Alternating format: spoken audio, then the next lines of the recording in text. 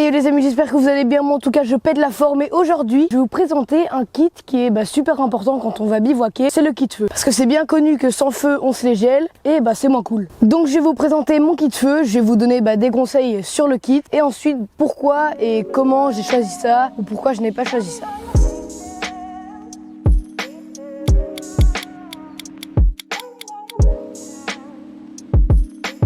Bon, je vais commencer par la pochette. Pour la pochette, me demandez pas où je l'ai acheté, j'en ai aucune idée. Je pense que j'ai dû acheter ça quand j'étais vraiment tout petit. Je sais même pas comment j'ai eu ce truc. On peut avoir la pochette proche de soi en faisant passer la ceinture ici. Enfin bref, en tout cas, dans la première poche, on retrouve de l'alu.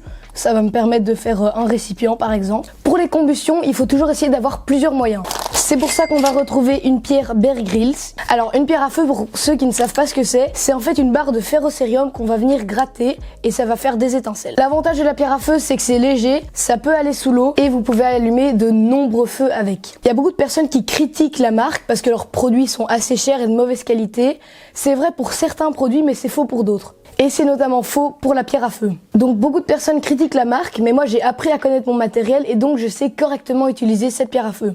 Et ça c'est valable pour tout votre matériel, que ce soit votre couteau, votre kit feu, votre EDC, votre sac à dos même. C'est très important de connaître son matériel. Du coup, premier moyen de combustion, la pierre à feu. Comme deuxième moyen de combustion, c'est le classique, le briquet. Le briquet est super pratique. Premièrement, ça permet d'allumer vos pêches en forêt. Et deuxièmement, si votre pierre à feu, vous n'arrivez pas à l'utiliser parce que le bois est peut-être trop humide, ou je sais pas, c'est très pratique d'avoir un briquet, ça fonctionne toujours. Et comme dernier moyen, des allumettes. Alors ici, c'est des allumettes tempête. Donc pour ceux qui savent pas ce que c'est des allumettes tempête, c'est des allumettes qui résistent au vent, qui résistent à l'eau, qui résistent à la terre, au sable. Donc c'est une grosse allumette comme ça.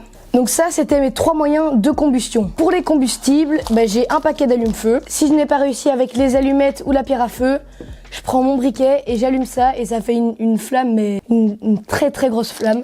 Ensuite, un paquet de chapelures, si on peut appeler ça comme ça, de bois.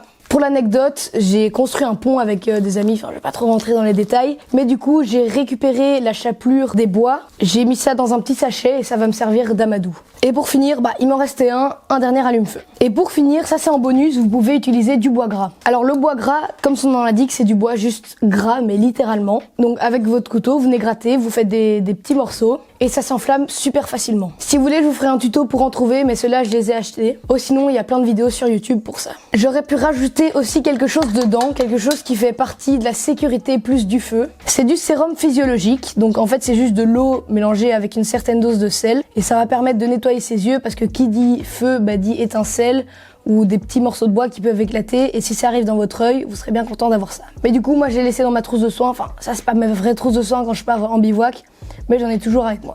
J'aurais pu ajouter une lampe dans mon kit feu, ce qui peut me servir à allumer un feu le soir, mais c'est dans mon EDC où j'ai toujours en soi une lampe frontale sur moi le soir. D'ailleurs, si vous voulez que je fasse une vidéo sur mon EDC, vous pouvez me le dire en commentaire. Mais sinon, pour faire très simple, c'est tout ce qui m'accompagne dans la vie de tous les jours.